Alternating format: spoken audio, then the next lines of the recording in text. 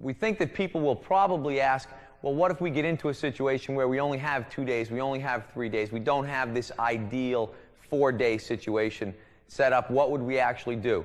And what we would probably do is try to break up, as opposed to pairs on each day, we would try to break the pairs up more in each week. What we would start out with is a front squat paired with a chin-up, where Walter would come in and we would be doing the same initial pair that we did on day one.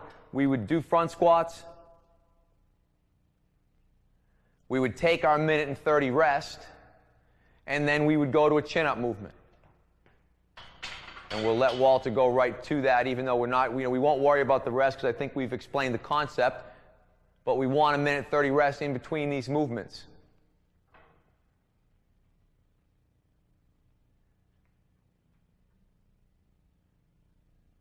Then in our second pair, we would take our first pair from our day 2 workout. We would go in to the bench press. Garnett's going to demonstrate the bench press for us, and we would simply pair bench press with one of our hip extension exercises.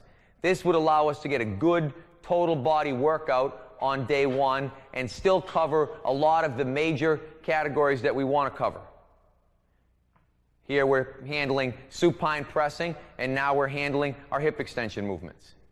This would be a sample day 1 of what a 2-day program would look like. Now we're doing the same thing. We're going to put our overhead presses in with our hip extension exercises. And what we're trying to do in the 2-day workout is compress the 4 days into 2. We're trying to make a total body workout out of what was now a 4-day workout. So now we're doing overhead presses with a hip extension movement. Walter's going to demonstrate again the 2-leg ball hip extension, which is going to be your hamstring exercise and your glute exercise for that day.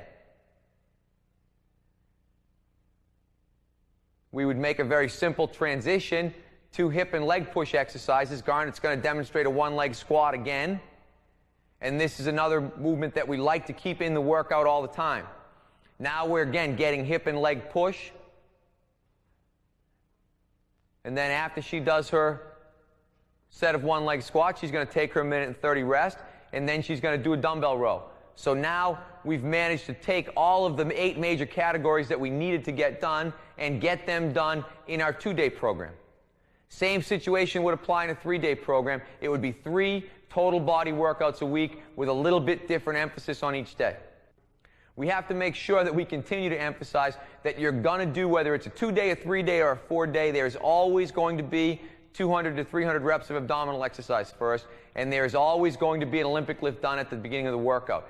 These are things that are going to be essential to having the proper workout design.